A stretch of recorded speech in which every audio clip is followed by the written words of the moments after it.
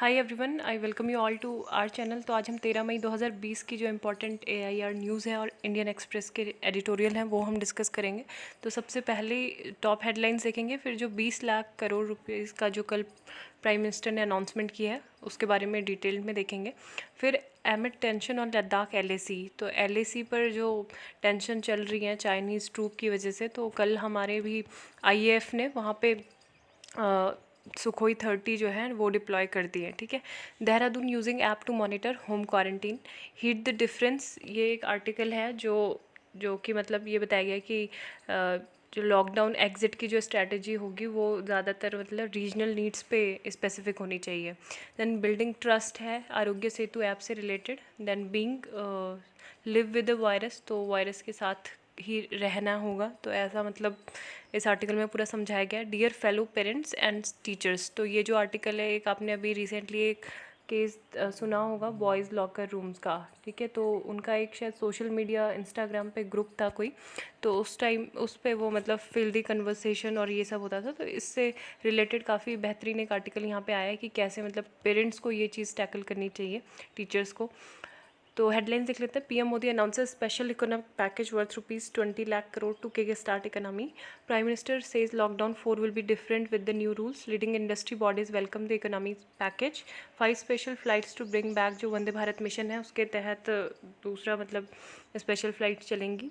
India strongly condemns, अभी recently Afghanistan में terrorist attack हुए हैं, तो 40 सिविलियंस की वहाँ पे जान चली गई है।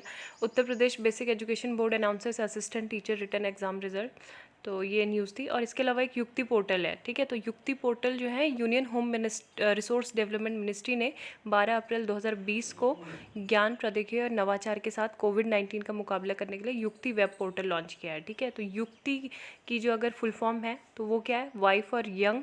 ठीक है। युक्ति यंग इंडिया कॉम्बैटिंग कोविड-19। ठीक है। कैसे, विद नॉलेज, K फॉर हो गया नॉलेज और T फॉर हो गया टेक्नोलॉजी, I फॉर हो गया इनोवेशन। ठीक है। तो young India combating covid with knowledge technology and innovation. ठीक है। तो ये बहुत ज़्यादा यही इंपॉर्टेंट है।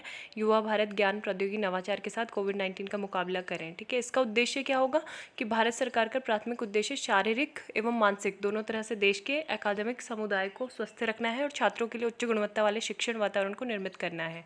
ठीक है। तो ये सारे देख सकते हो। इसके अलावा एक यानो मामी जो ट्राइब है वो न्यूज़ में है। क्यों, कहाँ की ट्राइब है ये? ब्राज़ील की है। तो यहाँ पे एक 15 साल का एक लड़का था, तो उसकी मृत्यु हो गई कोविड-19 की वजह से, तो यहाँ पे आशंका बढ़ी है। ठीक है। तो यानो जो ये नोमी मामी ट्राइब है, तो इसको जानना ज़रूरी है कि ब्राज़ील में है। एक मेरू यात्रा होती है। ठीक है। तो कोविड-19 के मद्देनज़र जो पूरे नेशन वाइड लॉकडाउन हो गया था, तो उसके कारण उड़ीसा के गंजम जिला प्रशासन ने 13 अप्रैल 2020 को महाविषुव संक्रांति, ठीक है, महाविषुव संक्रांति होती है, तो यहाँ पर मंदिरों में मेरू यात्रा के उत्सव पर प्रतिबंध लगा दिया है। अब इसमें मतलब मेन जो शिव और पार्वती होती हैं तो उनकी आराधना की जाती है, और 21 दिन तक चलने वाली तपस्या के अंत का प्रतीक है, जिसे दंड नाता के नाम से जाना जाता है। तो दंड आपको पता है क्या होता है, मतलब एक तरह से पनिशमेंट भी होता है। तो इसमें वो अपनी काली माता के समक्ष बलि भी चढ़ाते हैं और आग पे चलते हैं, कुछ ऐसी ऐसी होती है ये। ठीक है। तो अब सबसे पहली जो न्यूज़ है हमारी वो देख लेते हैं। तो सबसे पहले है doses of 20 lakh crore rupees. ठीक है। तो ये बोला गया, और इसके अलावा मतलब जो लॉकडाउन 4.0 होगा तो उसकी स्ट्रैटेजी वो 17-18 में से पहले पहले बता देंगे कि कैसे मतलब नए तरीके से होगा लॉकडाउन। ठीक है। इसके अलावा 20 लाख करोड़ रुपीज़ का पैकेज दिया हुआ है, जो हमारी GDP का कितना है 10%। ठीक है। GDP का 10% है। इससे मतलब ये हर सेक्टर को इससे मदद मिलने की उम्मीद है। देखा जाएगा कि कल वेंसडे से जो हमारी फिनेंस मिनिस्टर है निर्मला सीतारमण, तो अनाउंसमेंट करेंगी कि क्या क्या किस सेक्टर को कितने मतलब कैसे इसका डिवीज़न होगा। ठीक है, डिवाइड होगा। इसके अलावा काफ़ी मतलब इकोनॉमी को जो है बूस्टअप ये देगा, तो देखते हैं कैसा होता है। लेकिन अभी ये बोला जा रहा है कि मतलब ये क्या है, अगर इसकी मैथमेटिक्स की हम बात करें तो it's 10% of GDP, but about half is already factored इन। ठीक है। तो ये है कि हमने मतलब ये क्या कर दिया, 20 लाख करोड़ में से तो 50% तक हम ऑलरेडी यूज़ कर चुके हैं सरकार। ठीक है। तो ये 10 लाख करोड़ का ही अब जो होगा नया जो है यूज़ करना होगा। ठीक है। अब आगे, क्योंकि यहाँ पे अगर हम बात करें तो यहाँ पे आप देख सकते हो कि 10% of GDP but half already factored in. तो कहाँ कहाँ पे वो किया गया था, क्योंकि अभी रिसेंटली मतलब देखो, अगर सबसे पहले मैं आपको ये बता देती हूँ कि 2 तरह की पॉलिसी होती है। एक होती है फिस्कल पॉलिसी, ठीक है, राजकोषीय नीति, और दूसरी होती है आपकी मॉनेटरी पॉलिसी। तो मॉनेटरी पॉलिसी को कौन चलाता है? आरबीआई, ठीक है, और जो फिस्कल पॉलिसी होती है वो सरकार के द्वारा होती है, ठीक है, गवर्नमेंट, सेंट्रल गवर्नमेंट। तो अभी क्या है, सरकार ने मतलब दोनों को ये मर्ज कर दिया है। जो आरबीआई के द्वारा भी मॉनेटरी पॉलिसी के जो भी अनाउंसमेंट किए जाते हैं और फिस्कल पॉलिसी, तो इसके साथ में ही ये राहत पैकेज की बात की गई है। और इससे पहले जो अगर हम बात करें कि कैसे मतलब ये 10 लाख करोड़ ही हमारे पास बचा है अभी, तो फरवरी 6 को आपने देखा सुना होगा liquidity injection through RBI measures. तो 2 लाख करोड़ रुपए जो थे, जो कि 1.4% ऑफ जीडीपी है, वो क्या कर दिया था, इंजेक्ट कर दिया था, मतलब इन्फ्यूज़ कर दिया था इकोनॉमी में, ठीक है। फिर मार्च 27 को अनाउंसमेंट हुई थी लिक्विडिटी इंजेक्शन की 3.74 लाख करोड़, जो 1.8% था जीडीपी का, ठीक है। इसके बाद जो TLTRO है, यानी कि targeted long term repo operations के लिए कुछ करोड़ रुपए दिए गए थे। CRR जो था वो भी कट किया गया था, है ना। इसके अलावा अप्रैल 17 को भी TLTR जो ऑपरेशंस हैं, तो उनके लिए कुछ रुपए दिए गए थे। जो रिफाइनेंसिंग की गई थी सिडबी, नाबार्ड और NHB की, है ना। इसके अलावा अप्रैल 27 को special liquidity facility for mutual fund fiscal stimulus दिया गया था पैकेज 27 मार्च को, ठीक है, जो कि कितना था जीडीपी का 0.85%। तो टोटल मिला के 4.8% ऑफ जीडीपी और ₹9 लाख करोड़ तो ये हो गए हैं, ठीक है। तो बैलेंस है 5.2% ऑफ जीडीपी और ₹10,26 लाख करोड़। तो ये इसलिए बोला जा रहा है कि मतलब इतना ज़्यादा कोई ऐसे है, तो ऐसा सबसे बड़ा राहत पैकेज अगर एशिया की हम बात करें, ठीक है। और भी कंट्रीज़ का देख लेते हैं कि कहाँ पे किस कंट्रीज़ ने कितना पैकेज अनाउंसमेंट किया है अपने जीडीपी का। तो जापान ने 21.1, यूएसए ने 13.0, और इसके अलावा स्वीडन ने 12, जर्मनी में 10% और इंडिया ने 10%, फ्रांस 9.3, स्पेन, इटली और यूके का आप देख सकते हो, चाइना का 3.8%, साउथ कोरिया का 2.2, ठीक है। तो ये सारी चीज़ें हैं। और इसके अलावा अब जो प्राइम मिनिस्टर ने जो बात कही कल, ठीक है, तो वो किस चीज़ पे फोकस की थी, वो 5 जो बुनियादी पिलर हैं उस पर बात की थी, ठीक है। He announced a physical package, spoke about lockdown 4.0 and the path ahead. तो पिलर्स ऑफ सेल्फ रिलायंस, तो आपने आत्मनिर्भरता वर्ड काफ़ी बार सुना होगा, उन्होंने बहुत बार मेंशन किया, ठीक है। Self reliance, prime minister said the country will stand on 5 pillars. तो वो 5 पिलर कौन कौन से हैं वो देखने ज़रूरी हैं। सबसे पहला है इकोनॉमी, ठीक है, an economy that doesn't just bring about incremental change but makes quantum jumps. तो हमें मतलब इस तरह से अपनी इकोनॉमी में पैसा इन्फ्यूज़ करना है कि एक तरह से हमें क्या देखने को मिले, क्वांटम जंप। मतलब ऐसे धीरे धीरे नहीं कि स्लोली, मतलब हम अपने जो एक्टिविटीज़ है इकोनॉमी उनको बढ़ा रहे हैं, बल्कि हमको एक क्वांटम जंप देखना होगा कि ज़्यादा से ज़्यादा लोग अपने जो वर्किंग आवर्स है उसको बढ़ा दें, खूब काम करें, है ना, ताकि हम क्या करें, काफ़ी तरक्की कर ले बेहतरीन तरीके से। और दूसरी जो चीज़ है वो क्या है, इंफ्रास्ट्रक्चर। तो इंफ्रास्ट्रक्चर मतलब that gives India it's modern identity, ठीक है। तो इंफ्रास्ट्रक्चर में आपको पता है कि बहुत सारे जो हमारे प्रोजेक्ट्स हैं, जैसे कि मतलब काफ़ी ज़्यादा लोगों का जो रोज़गार है उस पर डिपेंड करता है ना, और वो ज़रूरी भी हैं पूरे देश के लिए। कि जैसे पाइपलाइन प्रोजेक्ट्स हैं, तो उसके लिए हमने कितना 102 लाख करोड़ का जो पैकेज दिया था, है ना। तो इसके माध्यम से हम क्या करेंगे, जैसे इकोनॉमिक कॉरिडोर होते हैं, आर्थिक गलियारा, तो वो सब बनाने का प्रॉपर्ली, जो SEZ होते हैं, एक स्पेशल इकोनॉमिक जोन, तो इनको प्रॉपर्ली मतलब इंफ्रास्ट्रक्चर इनका बनाना, तो ये सब हम करेंगे पूरी तरीके से। देन सिस्टम, एक 21st century system that is based on technology driven facilities, ठीक है। तो टेक्नोलॉजी पे हमें बहुत ज़्यादा ही ध्यान देना होगा। क्यों, टेक्नोलॉजी में भी मतलब ऐसी नहीं, अभी आपको पता होगा कि हमारा मतलब एक तरह से जो जिसे बोला जाता है 4th इंडस्ट्रियल रिवोल्यूशन, ठीक है, जिसमें हमें किस किस चीज़ों पे ध्यान देना है। जैसे कि हम रोबोटिक्स पे ध्यान दे सकते हैं, ठीक है, जो नैनो टेक्नोलॉजी है उस पर ध्यान दे सकते हैं, आर्टिफिशियल इंटेलिजेंस पे हम ध्यान दे सकते हैं, ठीक है, कृत्रिम बुद्धिमत्ता। इसके अलावा जो IoT है, यानी कि इंटरनेट ऑफ थिंग्स, तो ये सारी चीज़ें हमारे लिए क्योंकि आने वाले टाइम में बहुत ज़्यादा लाभकारी होंगी, तो इसलिए हमें ये सब चीज़ पे ध्यान देना है। 4th पिलर में उन्होंने बात की डेमोग्राफी की, ठीक है, demography. In the world's largest demography अब vibrant demography is our strength. तो अब मतलब अगर हम अपनी डेमोग्राफी की बात करें तो ऑलमोस्ट हमारी 67% जो जनसंख्या है वो they are capable to work, ठीक है, वो वर्किंग है, जनसंख्या है, उनको मतलब अच्छे से अगर काम वगैरह मिले तो वो कर सकते हैं। तो इसके लिए मतलब एंटरप्रेन्योरशिप और ये सब को जो है बढ़ावा देना होगा हर क्षेत्र में, चाहे वो कृषि उद्योग हो या फिर अन्य उद्योग हो, वहाँ पे उद्यमिता को क्या करना होगा, बढ़ावा देना होगा। नेक्स्ट जो है फिफ्थ पिलर है डिमांड, ठीक है।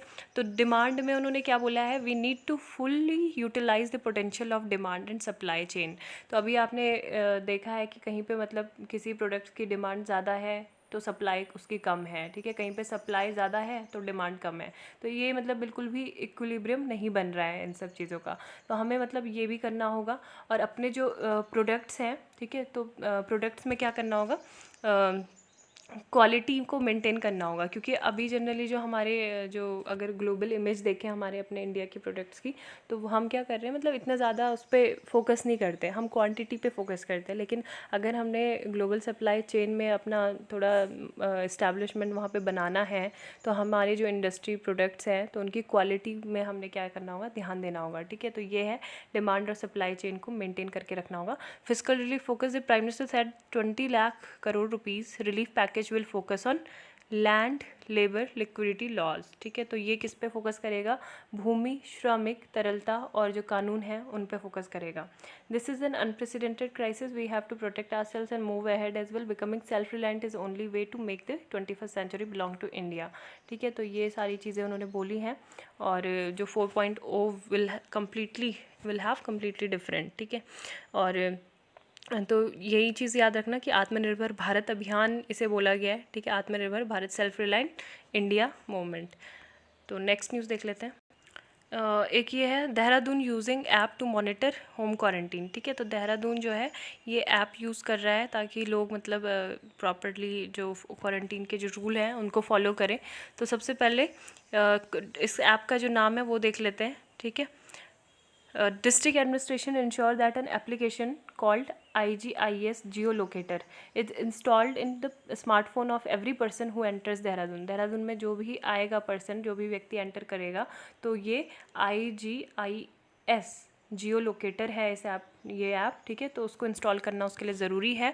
और इससे क्या होगा, home quarantines move 50 metres beyond their residence and alert is generated and their movement is flashed inside the integrated command and control room, ठीक है। तो पता चल जाता है कंट्रोल रूम में।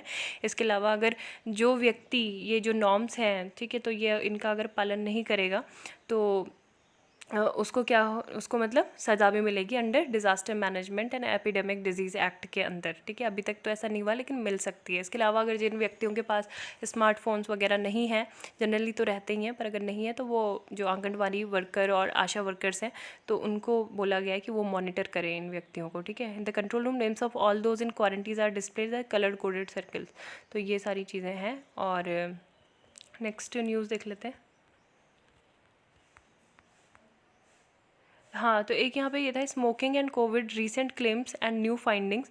तो यहाँ पे बीच में आपने सुना होगा कि जो लोग स्मोकिंग करते हैं, क्योंकि वहाँ पे उसमें निकोटीन कंटेंट ज़्यादा होता है ना, तो इसलिए उन लोगों को कोरोना वायरस ज़्यादा इफेक्ट नहीं करता। तो अभी अगर हम WHO की बात करें तो WHO ने यहाँ पे क्लियरली कहा है कि new research including research that examine the link between tobacco use nicotine use this is currently insufficient information to confirm, ठीक है। तो ये बिल्कुल हमारे पास अधूरी इन्फॉर्मेशन है कि टोबैको निकोटीन जो है प्रिवेंशन और ट्रीटमेंट करते हैं कोविड-19 का, और बिल्कुल भी सही नहीं है ये खबरें ऐसे फैलाना, ठीक है।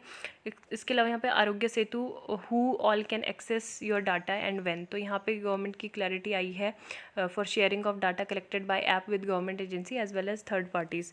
तो मतलब यहाँ पे यही बोला गया है कि अभी जो ऐप का जो यूज़ हो रहा है वो कौन कौन कर रहा है, जो एक आपका नेशनल इन्फॉर्मेटिक सेंटर है, ठीक है, तो वो सारे डाटा को एक्सेस करता है। कौन, NIC, ठीक है, नेशनल इन्फॉर्मेटिक सेंटर। इसके अलावा जो हेल्थ मिनिस्ट्री है, ठीक है, हेल्थ डिपार्टमेंट के पास भी है, और NDMA, SDMA, ठीक है, MIT जो टेक्नोलॉजी मिनिस्ट्री है तो उनके पास है।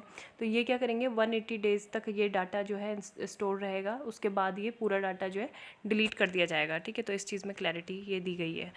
नेक्स्ट जो आर्टिकल है लिविंग विद द वायरस, तो इसमें काफ़ी सारी चीज़ें बताई गई हैं कि हमें मतलब क्या होगा कि किस तरह से इन phase 2 of epidemic states must build empirical and analytic foundation of system of delivery। ठीक है, तो अभी जो लव अग्रवाल है, जो कौन है, जॉइंट सेक्रेटरी हैं, तो उन्होंने बोला था we have to learn to live with the virus. ठीक है, तो अभी ये चीज़ बोली गई है कि India a centralise strategy of containment and elimination is no longer viable. ठीक है, इतने ज़्यादा जो हम अपनी अप्रोच रख रहे हैं सेंट्रलाइज के, मतलब ऊपर से हमारे लिए जो रूल्स है, एडवाइजरी है, वो रिलीज़ की जा रही है, तो इतने ज़्यादा इफेक्टिव नहीं होंगे।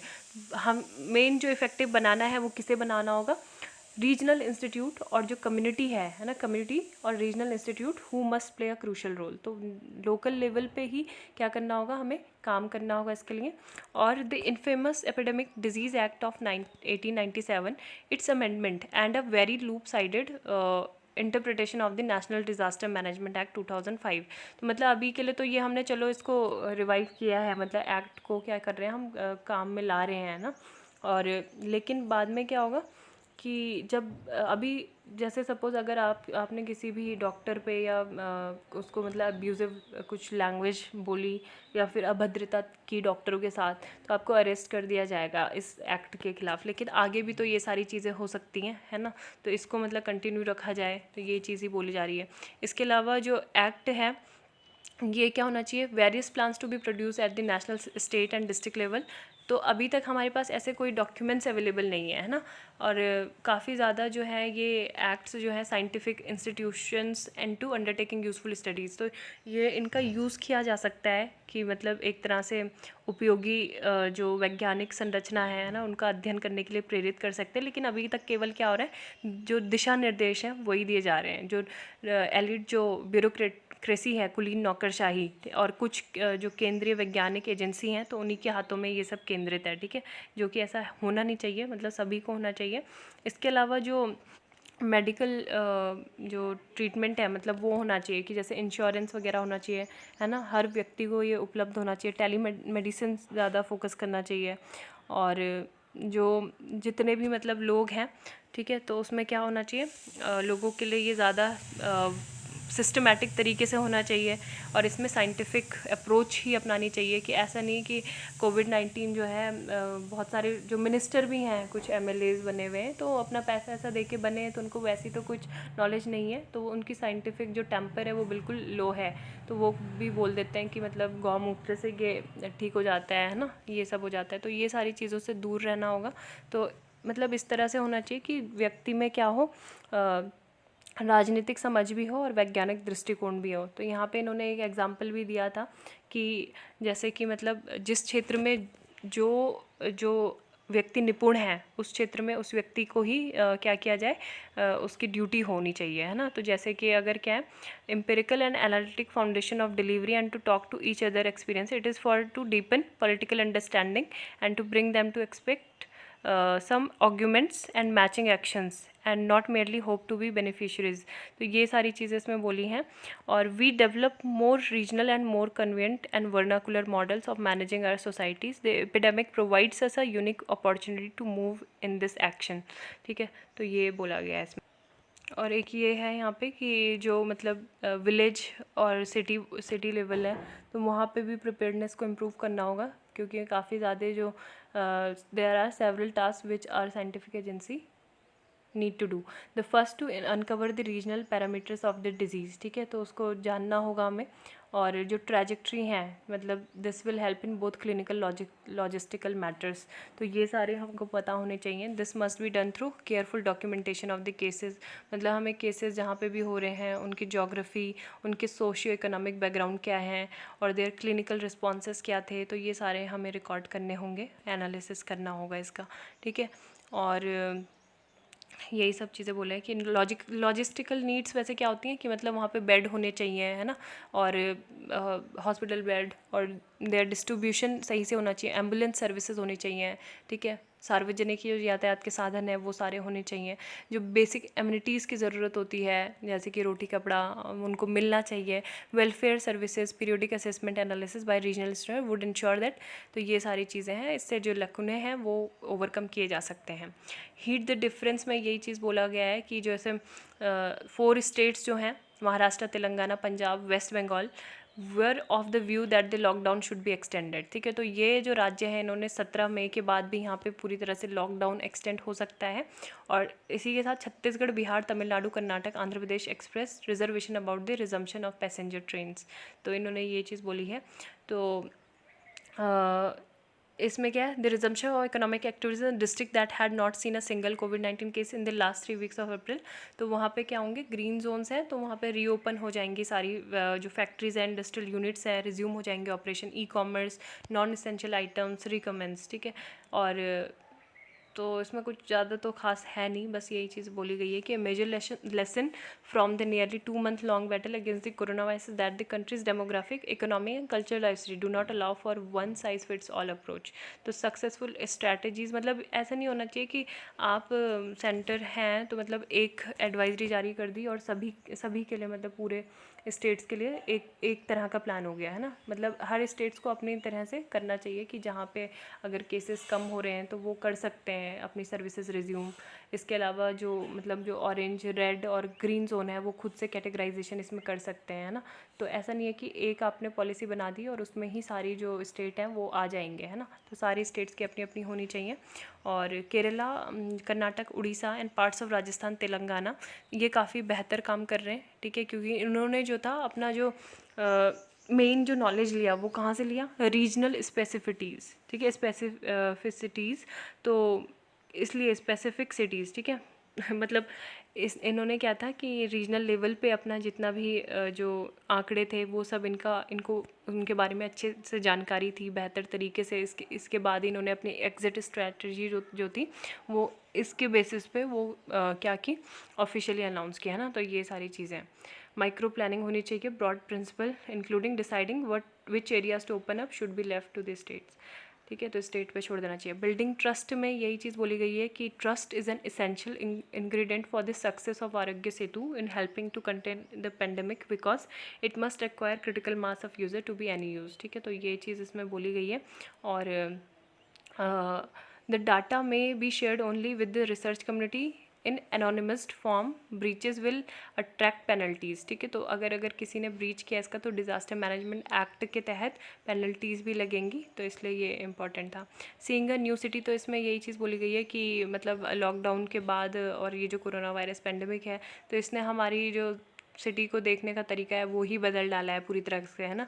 जैसे कि हमें अभी देखने को मिला रिसेंटली जलंधर और सहारनपुर से हिमालयस का व्यू दिखा, वर्क फ्रॉम होम हो रहा है, ये काफ़ी सारी चीज़ें ऐसी हैं जो नहीं है ना, न्यू नॉर्मल बन गया है। Dear fellow parents and teachers, तो इसमें जो बॉयज़ लॉकर रूम केस है incident has underlined an important lesson, we need to act now nudge policy maker and schools to ensure our children receive gender education from early on. तो ये मतलब इसमें focus किया गया कि जो gender education है वो जल्दी शुरू करना चाहिए। ठीक है, ताकि लोगों की मतलब एक ऐसी मानसिकता है ना कि जो अच्छे घर के बच्चे होते हैं या फिर जो अमीर लोग होते हैं, शिक्षित परिवार के जो बेटे होते हैं वो रेप नहीं करते। लेकिन ऐसा मतलब पूरी तरह से ये सही नहीं है ना, ये नहीं सोचना चाहिए। तो मतलब पेरेंट्स और टीचर्स पे डिपेंड करता है कि किस तरह से वो अपने बच्चों को गाइड कर रहे हैं, स्कूल में सेक्स एजुकेशन दे रहे हैं नहीं दे रहे हैं। तो इसमें मतलब कुछ सोशल रिफॉर्म, जो सामाजिक सुधार हैं वो होने की ज़रूरत है। मतलब सबसे मेन क्या है कि देखो कुछ मिथक इस तरह से इन्होंने बताएं कि जैसे कि साइबर, जैसे लड़कियां हैं, ठीक है, तो लड़कियां क्या करती हैं कि उनको बोला जाता है कि वो ऐसे थोड़ा आउटरेजियस टाइप के वो कपड़े पहनती हैं, पूरे कपड़े नहीं पहनती। तो ये मतलब पूरी तरह से क्या है, फालतू की बातें हैं। क्योंकि आपने देखा होगा गांव में तो लड़कियां मतलब फुल कपड़े पहनती हैं, है ना, अपने को कवर, फिर भी मतलब केसेस होते हैं। इसके अलावा हमारे पुराणों में भी आपने देखा होगा कि ऐसी जैसे महाभारत, रामायण मतलब बहुत सारी आपको ऐसे देखने को मिलेंगे इंसिडेंट कि जहाँ पे ये सारी मानसिकता की वजह से ये सब हुआ है। तो मतलब यहाँ पे मेन है वैचारिक शुद्धता की बात की गई है। ठीक है, आपके क्या होनी चाहिए, मेंटलिटी में आपकी शुद्धता होनी चाहिए, तो वो होना ज़रूरी है बेहद। इसके अलावा दूसरा चीज़ ये बोलते हैं कि मतलब boys will be boys always, है ना, ये है बॉयज़ विल बी बॉयज़ और ब्लेम इट ऑन टेस्टोस्टेरोन। तो ये है हाँ मतलब होता है, testosterone has been linked with male aggression. Male aggression is a hallmark of primate societies, है ना, लाइक चिंपैंजी। मतलब ये चीज़ बोला है, लेकिन ये तो नहीं है ना, चाहे मतलब आप कुछ भी कर रहे हो लेकिन आप अपने होशो हवास में तो रहते हो, ठीक है। तो इसके अलावा कि तीसरी चीज़ ये है कि third, what is the problem with a bit of good harmless fun, कि मतलब थोड़ी बहुत अगर फ़न हो जाए किसी चीज़ में, है ना, तो उसका क्या है, उसमें प्रॉब्लम क्या है, समस्या क्या है। तो ये बोला गया है कि अगर आप किसी को पीड़ा पहुंचा के, है ना, कि बोल रहे हो आपकी चलो ठीक है, महिलाओं को जितनी ज़्यादा पीड़ा होगी उसी में अगर आपकी हैप्पीनेस है, तो मतलब कहाँ तक किस हद तक ये सही है ना। Has anyone try to assess the trauma, कि मतलब whose picture have been used, जिस लड़की की सोशल मीडिया पे ऐसे पिक्चर ऐसे वायरल हो जाती है तो वो तो मेंटल स्ट्रेस में चली जाएगी वही लड़की ना। Where does this sort of entertainment और female bodies come from, what makes one so utterly and willingfully ignorant of consent, how can someone imagine brutally violating a pair he might have known for months and derive pleasure out of it। तो इसमें मतलब किस तरह का आपको women के साथ आप घरेलू हिंसा कर रहे हो या फिर वायलेंस कर रहे हो, तो किस तरह का ये प्लेजर है ना। तो ये सारी चीज़ें इस पे सवाल ये उठाता है। तो इसके अगर देखा जाए तो क्या करना चाहिए इसके लिए, तो सबसे पहले स्कूलों में क्या होना चाहिए, सेक्स एजुकेशन, मतलब जो प्राइमरी स्कूल्स हैं वहाँ पे समझाना चाहिए कि आप अगर ऐसे काम करते हो, हरकतें करता है कोई, तो आपको मृत्यु की सज़ा मिलेगी, है ना। ये सज़ाएं हैं आईपीसी के तहत और ऐसा कुछ होता है। और स्कूलों में जो है माता पिता, शिक्षा और जो जितने भी स्टूडेंट्स हैं, ठीक है, वो मतलब इंट्रैक्शन करें, एक हेल्दी इंट्रैक्शन करें जिसमें रेगुलरली रूप से जो साइबर बुलिंग है, जेंडर सेंसेशन है, इस पे मतलब क्लासेस, सेमिनार वगैरह अटेंडेड होने चाहिए, ठीक है, टाइमली। तो यही सारी चीज़ें इसमें बोली गई थी। तो आज के लिए बस इतना ही। उम्मीद है आपको लेक्चर पसंद आया होगा। और यहाँ पे बस डिपार्टमेंट ऑफ आयुर्वेदा, यहाँ एक चीज़ यहाँ पे ये थी कि योगा एंड नेचुरोपैथी, ठीक है, यूनानी सिद्धा, होम्योपैथी। तो ये आयुष जो था became a full fledge ministry. 2014 में ये आयुष मंत्रालय बना था। और फिर 21 जून को क्या था, yoga, international yoga day announcement हो गया था, हर साल होता है। और 2016 में the Ayush ministry declared Dhanteras, Dhanvantari पूजन, तो जो दिवाली से पहले ये होते हैं, तो यहाँ पे आयुर्वेदा डे इनको मनाया जाएगा, ठीक है, एज अ आयुर्वेदा डे मनाया जाएगा। इसके अलावा एक अच्छी चीज़ ये की है प्राइम मिनिस्टर ने कि an ayurvedic doctor in place of an IAS officer as secretary of AYUSH, ठीक है। तो आयुर्वेदिक डॉक्टर को यहाँ पे सेक्रेटरी रखा हुआ है आयुष का, तो ये बहुत ही ज़्यादा अच्छी चीज़ है। मतलब ये हर क्षेत्र में होना चाहिए ऐसे। The result of his visionary and courageous decision has been extraordinary. Rajesh कुछ established new standards in education, medicine and research of Ayurveda. तो जिस क्षेत्र में पारंगत है उसको अगर उसी मिनिस्ट्री डिपार्टमेंट में भेजा जाए, आईएएस ऑफिसर को भी, जो अब जैसे एमबीबीएस वगैरह वाले जो हैं लोग आईएएस ऑफिसर बने हैं या कोई भी ऑफिसर है, तो वो बेहतरीन तरीके से जो मेडिकल डिसीज़न है वो ले पाएंगे, ठीक है, मेडिकल चीज़ों पे। तो ये सारी चीज़ है। तो आज के लिए बस इतना ही। Thank you, have a nice day. Please like करें, शेयर करें, सब्सक्राइब करें।